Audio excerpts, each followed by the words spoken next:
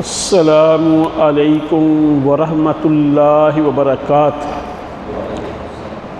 نبی مکرم صلی اللہ علیہ وسلم نے فرمایا کہ دو چیزیں ایسی ہیں جن کی ہم اکثر قدر نہیں کرتے، ایک صحت اور ایک فراغت، فرصت۔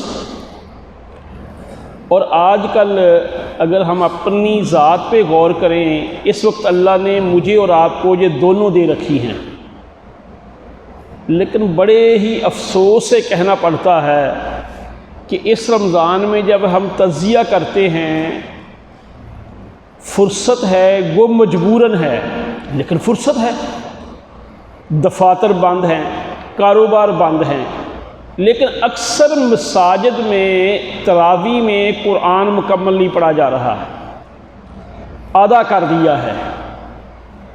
اور میں اور آپ اگر اپنی ذات کا تجزیہ کریں، انالیسز کریں کہ پچھلے سال رمضان میں نے اور آپ نے جو کام نیکی کے کیے تھے، اس سال فرصت کی بنا پہ ہم ان سے آگے ہیں۔ گورنمنٹ ملازم وہ ہر سال دیکھتا ہے کہ میری انکریمنٹ کیا لگی ہے، کچھ عرصے کے بعد دیکھتا ہے کہ میری پروموشن کیا ہوئی ہے۔ ایسے ہی کاروباری بندہ دیکھتا ہے کہ میرے اثاثے پہلے کہاں تھے، اب کہاں پہنچے ہیں، کاروبار میں مجھے نفع ہوا ہے یا نقصان ہوا ہے۔ کیا میں نے اور آپ نے کبھی یہ سوچا کہ سال یا 2 سال پہلے یا 6 ماہ پہلے دینی لحاظ سے جس لیول پہ میں تھا اب کہاں ہوں، اس سے میں نے ترقی کی ہے؟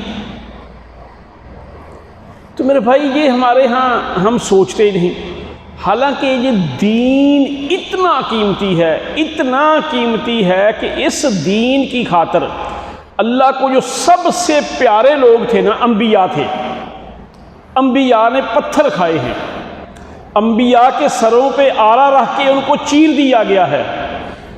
اس کائنات کی سب سے عظیم ہستی محمد الرسول صلی اللہ علیہ وسلم کو طائف میں لہو لہان کر دیا گیا، جنگ احد میں آپ کے دانت مبارک شہید کر دیے گئے، آپ بے ہوش ہو کے ایک گڑھے میں گر گئے۔ یعنی اتنا سید الشہداء حضرت حمزہ رضی اللہ تعالیٰ عنہ کو شہید کیا گیا، لیکن آج ہم اسی دین کے بارے میں کیا کر رہے ہیں؟ اور ہماری پھر ایک نالاکی بڑی ہے، اگر ہم اسباب وسائل دیکھتے ہیں تو ہم یورپ کی طرف دیکھنا شروع ہو جاتے ہیں۔ ہم اپنے اسباب وسائل اور سہولتوں کا موازنہ، کمپیریزن اپنے اسلاف کے ساتھ نہیں کرتے۔ احمد بن حنبل رحمۃ اللہ علیہ زندگی کا اکثر حصہ جیل میں گزرا، اور وقت کی حکمران طاقتیں، بادشاہ ان کے مخالف تھے، یعنی جیلوں میں بند رہے اور حکومتوں سے ٹکر ہے۔ وہ بندہ کہتا یا اللہ میں تو مجبور ہوں، میں تو کچھ کر نہیں سکا۔ لیکن مسند احمد حدیث کی اتنی بڑی کتاب ہے، اتنی بڑی کتاب ہے، وہ خود کہتے ہیں کہ اگر جس میں جو حدیث نہیں شاید وہ کوئی حدیث ہی نہ ہو، یعنی بہت عظیم حدیث کی کتاب ہے۔ ابن تیمیہ رحمۃ اللہ علیہ اکثر حصہ ان کا عمر کا جیل میں گزرا، اور جہاد بھی انہوں نے کیا۔ 500 کتابوں کے مصنف ہے، یعنی اسباب اور وسائل نہ ہونے کے باوجود بعین ہی امام بخاری رحمۃ اللہ علیہ، یعنی ان لوگوں نے کتنا کام کیا۔ اب میں نے اور آپ نے کبھی اس لحاظ سے دیکھا کہ فاستبقوا الخیرات، کہ نیکی کے کاموں میں ہم آگے بڑھیں کہ ہم کہاں کھڑے ہیں؟ لیکن افسوس اس بات کا ہے کہ شیطان کا بڑا ایکسپیرینس ہے، آدم علیہ السلام سے لوگوں کو دھوکے میں مبتلا کرنے میں لگا ہوا ہے، گمراہ کرنے میں لگا ہوا ہے۔ وہ ابن قیم کہتے ہیں کہ بندے کو اتنے حوالوں سے غلطیوں میں مبتلا کرتا ہے کہ انہوں نے 10 کا تذکرہ کیا، موٹے موٹے جو ہیں۔ تو لیکن میرے بھائی آج ہم سب کچھ بھول کے لگے ہوئے ہیں۔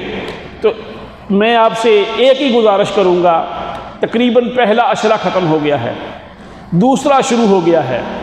ابھی سے ہم جاگ جائیں، ابھی سے ہم آئندہ کی پلاننگ کریں، اور آخری عشرے میں تو 1 رات 1000 مہینوں سے افضل ہے۔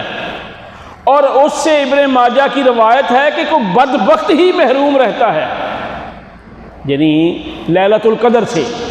تو اس فرصت کے ان لمحات میں ہم اس سے بھرپور استفادہ کریں۔ اور آخری بات کہہ کے میں بات ختم کرتا ہوں، دعائیں، جو چیزیں ہم نے مانگنی ہیں، تو امام الانبیاء حضرت محمد الرسول صلی اللہ علیہ وسلم نے جو کلمات سکھائے ہیں وہ بہت جامع ہیں، اتنے جامع ہیں کہ 2-3 کلمات میں ہر چیز آ جاتی ہے۔ یعنی یہ مشہور دعا جو رسول صلی اللہ علیہ وسلم کی ہے، ربنا آتنا فی الدنیا حسنۃ وفی الآخرۃ حسنۃ وقنا عذاب النار، کہ اے اللہ میری یہ دنیا جس میں میں ہوں یہ بہتر، احسن، اعلیٰ، عرفہ کر دے، اور میری آخرت بھی اعلیٰ عرفہ کر دے، اور مجھے جہنم سے بچا لا۔ اب بتاؤ، جس کی دنیا اعلیٰ ہو گئی، کیا اس کو اولاد کے بارے میں فکر ہوگی؟ کیا اس کو کاروبار کے بارے میں فکر ہوگی؟ کیا اسے اپنی سیکورٹی کی کوئی فکر ہوگی؟ اس کا کوئی مسئلہ رہ جائے گا؟ یعنی اس کلمے میں ہی ربنا آتنا فی الدنیا حسنۃ، یعنی میری ساری دنیا احسن، بہتر کر دے، وفی الآخرۃ حسنۃ، اور میری آخرت بھی بہتر کر دے۔ آخرت میں قبر بھی آ گئی، حشر کا میدان بھی آ گیا، آگے جنت کی زندگی بھی آ گئی، وقنا عذاب النار، اور مجھے جہنم کے عذاب سے بچا۔ تو میرے بھائی، اللہ مجھے اور آپ کو یہ کام کرنے کی توفیق عطا فرمائے۔ وما علینا الا البلاغ المبین۔